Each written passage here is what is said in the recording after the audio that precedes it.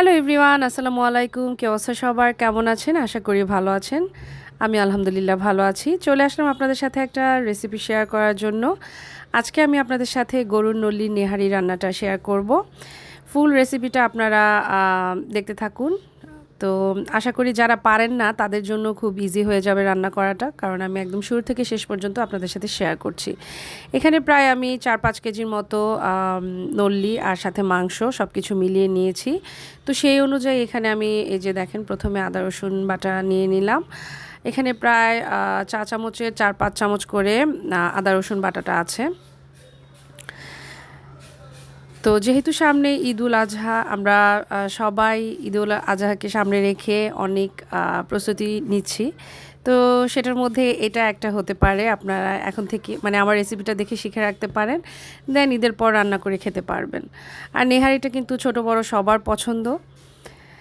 যাই হোক, তো এখানে পরিমাণ মতো লবণ দিয়ে দিলাম, তারপর গুঁড়ো মশলাগুলো অল্প অল্প করে দিয়ে দিয়েছি। যেহেতু নেহারিটা কাঁচামরিচের উপরে বেসড একটা রান্না, মানে ঝালটা কাঁচামরিচের উপরেই হয়, তো এখানে গুঁড়া মরিচটা খুবই অল্প পরিমাণে দিয়েছি। আর হলুদ, তারপর ধনে গুঁড়ো, জিরে গুঁড়ো সব কিছু দিয়ে দিয়েছি। আর সাথে গরুর মাংসের যে রাঁধুনি মশলাটা সেটা আমি অল্প একটু দিয়েছি। আর এই যে দেখতেই পাচ্ছেন পুরো এক বাটি পেঁয়াজ বাটা আমি এখানে দিয়ে দিয়েছি ঝোলটা মজা হওয়ার জন্য। অবশ্যই এখানে পেঁয়াজ বাটা ইউজ করতে হবে। চাইলে আপনারা পেঁয়াজ কুচি দিতে পারেন, বাট আমি এখানে দেই নাই, যেহেতু আমি বেশি পরিমাণে এখানে ব্লেন্ডেড পেঁয়াজটা দিয়েছি। তো দেন এখানে সবগুলো গোটা মশলা যেগুলো ছিল, গরম মশলা আমি সব দিয়ে দিয়েছি পরিমাণ মতো। আর এই যে চির করে রাখা কাঁচামরিচ দিয়ে দিয়েছি, আমি পরেও আবার অ্যাড করব অনেকগুলো কাঁচামরিচ। আর যেহেতু নল্লি থেকে অনেক তেল বের হবে, এখানে সামান্য পরিমাণ তেল দিলাম। দেন এখন মানে একদম পাতিল ভরে আমি পানি দিয়ে জাল করব এটা অনেকক্ষণ। এই যে আমি যে ব্লেন্ডারে পেঁয়াজ ব্লেন্ড করে নিয়েছি, সেই ব্লেন্ডারের জগ ভরে এখানে 2-3 জগ পানি দিয়ে একদম জালটা শুরু করে দিব। প্রায় 3-4 ঘন্টা জাল দিলে তারপর হাঁড়ি থেকে যখন মাংসগুলো মানে ছুটে আসবে, তখন আপনার বুঝতে হবে যে এটা জাল হয়ে গেছে।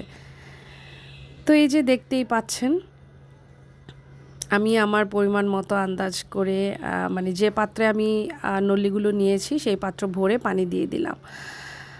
তো এই তো এখন আমি চুলাটা জ্বালিয়ে দিলাম। প্রায় 3-3.5 ঘন্টার মতো আমি জাল দিয়েছি।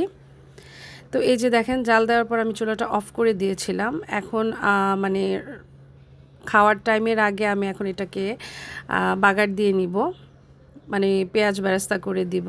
যেহেতু আমি এটা শুরুতে বাগার দিয়ে বসাই নাই। আর নেহারির কিন্তু মেইন জিনিস হচ্ছে এটা, যে অবশ্যই আপনাকে বেরেস্তা করে লাস্টে বাগার দিতে হবে।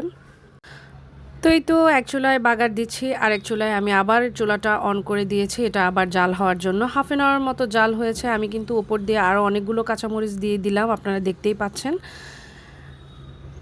তো কালারটাও কি সুন্দর হয়েছে, দেখতেই পাচ্ছেন। দেন এই তো এখন আমি এই যে দেখেন এক বক্স এখানে ধনেপাতা কুচি কেটে নিয়েছি। এটাও কিন্তু অনেক বেশি ইম্পর্ট্যান্ট একটা জিনিস নেহারির জন্য, মানে নল্লির নেহারির জন্য। নেহারির মেইন ইনগ্রিডিয়েন্ট বললেই হয়। মানে ধনেপাতা ইউজ না করলে এটা নর্মাল একটা মাংসের তরকারির মতোই লাগবে, কিন্তু ধনেপাতাটা ইউজ করার সাথে সাথে যে একটা ফ্লেভার মানে ছড়িয়ে পড়ে চারিদিকে, মনে হয় যে মানে মানে যে কাউকে না বললেও বুঝতে পারবে যে এ বাসাটায় নেহারি রান্না করা হচ্ছে। তো আশা করি যারা মানে নল্লির নেহারি খেয়েছেন আগে, তারা ব্যাপারটা বুঝতে পারছেন। তো এই তো আমার এখানে বেরেস্তা করাটা হয়ে গেছে। তেলসহ বেরেস্তাটা আমি ঢেলে দিলাম। আর নামানোর আগে বেরেস্তাটার মধ্যে আমি 2টা তেজপাতা দিয়েছিলাম, ফ্লেভারটা আরও বেশি ভালো হওয়ার জন্য। তো এই তো এখন আমি আবার কিছু ধনেপাতা দিব। এই যে দেখেন, অর্ধেক কিন্তু খালি করে ফেলেছি, দিয়ে প্রচুর দিয়েছি। এখন আমি আরও অনেকগুলো দিব, দিয়ে তারপর আমি একদম লো আছে 5 মিনিটের মতো দম দিয়ে রাখবো আর কি, যেন বাগারের ফ্লেভারটা মানে খুব ভালো করে এটাতে আসে। তো এই তো হয়ে এসেছে, আমি এখন চুলাটা অফ করে দিব। কেমন লেগেছে আপনাদের কাছে রেসিপিটা অবশ্যই আমার সাথে কমেন্ট বক্সে শেয়ার করবেন। আর যদি ভালো লেগে থাকে অবশ্যই রান্না করে খেয়ে আমাকে জানাবেন যে আমার রেসিপিটা আপনাদের কাছে কেমন লেগেছে। মজা লেগেছে কিনা। তো এই তো দেখতেই পাচ্ছেন নল্লি থেকে একদম মাংসগুলো খুলে খুলে এসেছে। আলহামদুলিল্লাহ খুবই মজা হয়েছে। তো এই তো আপনাদের যদি আমার রেসিপিটা ভালো লেগে থাকে অবশ্যই বেশি বেশি করে লাইক শেয়ার কমেন্ট করে দিবেন। আল্লাহ হাফেজ।